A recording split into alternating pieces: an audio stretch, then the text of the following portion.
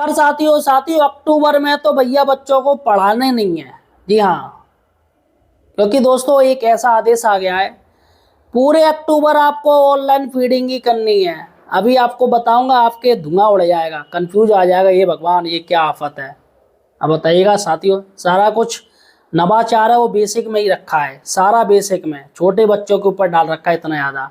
Teachers परेशान है पढ़ाएं या ये ऑनलाइन पोर्टल पे काम करें। पूरा स्टाफ लगा पड़ा है, बच्चे बाहर खेल रहे हैं, अधिकारी आ गए तो टीचर्स को ही नप जाएंगे, आप पढ़ा क्यों नहीं रहे हो। अब बताइएगा वो पोर्टल पे काम करेगा या पढ़ाएगा। देखिएगा अभी 35 प्रकार के ऐप पोर्टल पर शिक्षक कार्य कर रहे हैं, बुरी तरीके से कार्य कर रहे हैं। सबसे पहले मैं आपको वो ऐप के बारे में बताऊंगा, कौन कौन से पोर्टल वाले ऐप पर कार्य किया जा रहा है। इसके साथ ही दोस्तों मैं आपको बता दूं कि पूरे अक्टूबर आपको क्या कार्य करना है। कार्यक्रम आपका निर्धारित हो चुका है, कौन कौन से आपको कार्य करने हैं वो भी मैं इस वीडियो में बताने जा रहा हूं। अतः दोस्तों सही और सटीक जानकारी के लिए आप हमारे चैनल एम्प्लॉयड हेल्पर को सब्सक्राइब कर लीजिए और एक डॉट ले लीजिए, एक कॉपी ले लीजिए, पूरा प्रोग्राम लिख लीजिए क्या क्या करना है। देखिएगा 5 अक्टूबर से मैं आपको बता दूं, 5 अक्टूबर से मैं बात शुरू कर रहा हूं। 5 अक्टूबर का है रविवार, उस दिन छुट्टी छोड़ दीजिए। 6 अक्टूबर सोमवार यानी संचारी रोग जागरूकता शपथ ग्रेड आपको करवानी पड़ेगी 6 अक्टूबर को। 7 अक्टूबर का मंगलवार है तो महर्षि वाल्मीकि जी का अवकाश है वो हटा दीजिए। अब 8 अक्टूबर यानी बुधवार है, उसमें एसएमसी बैठक के माध्यम से जागरूकता आपको करनी है। 9 अक्टूबर गुरुवार है, माता समूह व रसोइयों की बैठक द्वारा जागरूकता। 10 अक्टूबर यानी शुक्रवार घर घर जाकर सामुदायिक जागरूकता अभियान करना है। 11 अक्टूबर यानी शनिवार है, मीना मंच की गतिविधियों के माध्यम से जागरूकता करना है।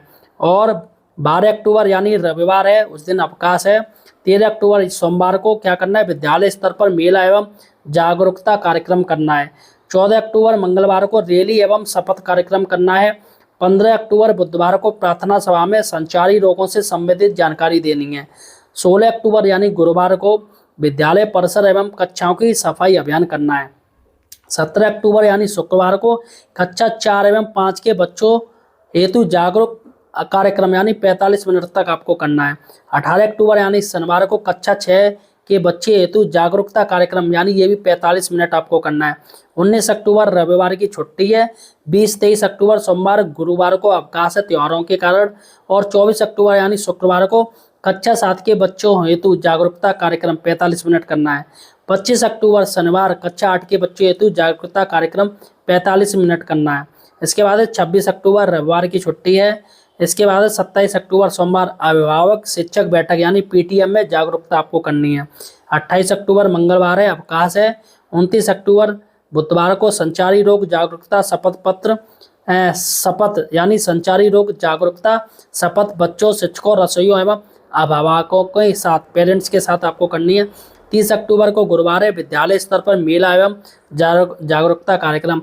और 31 अक्टूबर जो शुक्रवार है, रिपोर्टिंग एवं समीक्षा कार्यक्रम। तो यहाँ पर दोस्तों संचारी रोग जागरूकता शपथ आपका पूरा महीना चलेगा। और यहाँ पर मैं आपको बता दूं कौन सी शपथ है। हम शपथ लेते हैं कि संचारी रोगों से लड़ाई में हम हर संभव प्रयास करेंगे। हम अपने घर, विद्यालय और समुदाय को स्वच्छ रखेंगे और यह सुनिश्चित करेंगे हमारा परिवार व समाज इन रोगों से पूर्णतः मुक्त रहे। तो यहाँ पर दोस्तों पहली खबर मैंने आपको बता दी है। अब बात करते हैं कि आखिर शिक्षक पढ़ाए या ऑनलाइन चलाता रहे, ऑनलाइन ऐप में अटका रहे। अब तो दोस्तों हेड मास्टर बनना ही टिपिकल हो गया है, क्योंकि जो कुछ आता है वो हेड के ऊपर डाल रखा है। वेतन भी रुकेगा हेड का। लेकिन अब साथियों क्या हो गया है, अब सरकार की तरफ से सभी का वेतन रोका जाता है। देखिएगा यहाँ पर शिक्षक स्कूलों के लिए जो स्मार्टफोन दिए गए हैं या मोबाइल चला रहे हैं, व्हाट्सएप पे भी अटके रहो, पीडीएफ देखते रहो, कौन कौन सा आदेश आए, दाएं दाएं दाएं दाएं दाएं ये आदेश आते हैं भाई साहब, इतने सारे आदेश। टीचर कंफ्यूजन ही हो जाता है कि कौन सा आदेश खोले, कौन सा नया आदेश है क्या कार्य के लिए। और टीचर भूल जाता है तो एक हफ्ते बाद नोटिस आ जाता है कि तुमने ये काम ही नहीं किया। बताइएगा। अब दोस्तों स्मार्टफोन क्या एक आफत हो गई है। नेट पैक आपका फ्री हो गया है, स्मार्टफोन दे दिया है सरकार ने, एक आफत दे दी है आपको बहुत बड़ी। पहले ऑफलाइन कार्य होता था तो शिक्षक बचे रहते थे, लेकिन अब दोस्तों आपको स्मार्टफोन दे दिया है, यानी कि औसतन 3 दर्जन मोबाइल ऐप मिल जाएंगे। देखिएगा उपस्थिति दर्ज करने से लेकर मिड डे मील वितरण, ऑनलाइन रिपोर्टिंग, छात्र मूल्यांकन और दैनिक गतिविधियों की निगरानी तक की सूचना देना अनिवार्य है। इसके साथ ही अभी और ऐप चालू होने वाले हैं, आपका पूरा फेस होगी अटेंडेंस, ऑनलाइन अटेंडेंस वाला भी काम चालू होने वाला है। धीमे धीमे शिक्षकों का भी हो जाएगा। और स्कूल टाइम के अलावा शिक्षक घर पर भी घंटों ऑनलाइन सूचना देने में ही समय बिता देते हैं। अब स्कूल का काम घर पर भी करना पड़ रहा है। आप बताइएगा, क्या आप अपने स्कूल का काम घर पर भी करते हैं? मुझे कमेंट सेक्शन में बताइएगा, ठीक है। शिक्षकों का कहना है कि इतना अधिक डिजिटल काम का दबाव है, उनकी मुख्य जिम्मेदारी पढ़ाने का ध्यान भटका रहा है। अब ये भैया पढ़ाना ही नहीं है, ये काम करना सारे।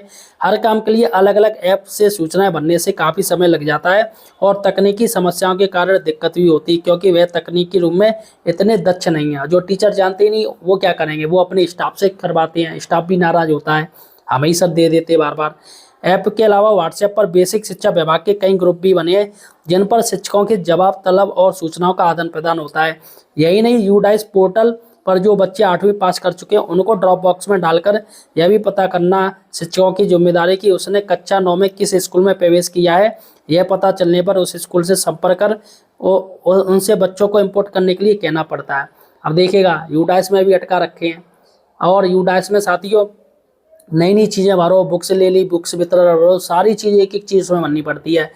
यहाँ भी और वही सूचना बार बार मांगी जाती है, कितनी टॉयलेट हैं, कितनी कक्षाओं में टाइल्स हैं, लेकिन काम कुछ नहीं होता है। आप कितनी बार दे दीजिए साहब, ये नहीं है, लेकिन वो बस सूचना मांगते रहेंगे, काम पूरा नहीं होगा।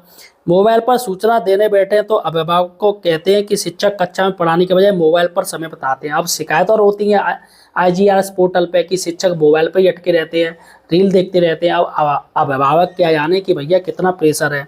अगर शिक्षक सूचना नहीं देते तो विभागीय अधिकारी कार्रवाई की धमकी देने लगते हैं। अब प्राथमिक विद्यालय देखिए, प्राथमिक शिक्षा के जिलाध्यक्ष देवेंद्र कुमार श्रीवास्तव का कहना है, हमें ये खुद नहीं पता है कि विभाग में कितने ऐप चल रहे हैं। पढ़ाने के लिए हमें समय देना चाहिए, लेकिन ऐप पर सूचना देने में ही काफ़ी समय निकल जाता है। तो यहाँ पर दोस्तों अब क्या हो गया है कि जो आपका कंपोजिट ग्रांट है, वो पहले क्या होता था, PFMS वो बाबुओं द्वारा संचालन होता था। तब क्या हम लोग चेक बना देते थे, अब PFMS का हमारे ऊपर डाल दिया है। और उसकी पूरी PPA बनाइएगा, स्लिप जनरेट कीजिएगा, फिर बैंक में जाइएगा, धक्के खाइएगा वहाँ जाके, बैंक में भीड़ भाड़। अब 3 बजे के विद्यालय हैं और जो टीचर 100 किलोमीटर से जा रहा है वो वैसे ही 4:30-5 बजे पहुँचेगा, बैंक एंट्री नहीं देंगे, सुबह जा नहीं पाएगा, तो टीचर जाएगा कब? तो ऐसे में सरकार डंडा डालती है कि ये PPA जल्दी जो पैसा है उसे गबन कीजिए, हटाइएगा, उसको बाहर कीजिएगा, विकास कार्यों में इस्तेमाल कीजिएगा, पैसा जीरो कीजिएगा PFMS में। लेकिन यहाँ बड़ा ड्रामा होता है। अब दोस्तों स्मार्टफोन पर आपके कौन कौन से ऐप है मैं आपको वो बताने जा रहा हूँ, आपका सिर घूम जाएगा। देखिएगा, प्रेरणा DBT, दीक्षा, read along, Nipun plus, Sharda अल्लास, समर्थ, यूडाइस, IM गॉड Karmayogi, Nipun teacher, M Aadhaar, Haritima, eco club, Gyan Samiksha, swift chat, Parakh, किताब वितरण, गूगल मीटक, empire, HVR, fit India, SGP Umang, PFMS, FSI, NILP, e Kavach और NBMC, जूम, उपस्थिति के साथ प्रेरणा पोर्टल और मानव संविदा। जी हाँ साथियों, अब सारे काम ऑनलाइन है, मानव संविदा भी आपको सारा कुछ ऑनलाइन अटेंडेंस। पहले 9C जाता था ऑफलाइन, अब ऑनलाइन आप खुद से भरिएगा। यानी कि जो बाबुओं का काम था, BRC का काम था, बैंक कर्मियों का काम था, वो शिक्षकों के ऊपर मर दिया गया है। फिलहाल साथियों मुझे लग रहा है कि आने वाले समय में शिक्षक को ये शक्तिमान बना देंगे, शक्तिमान शक्तिमान।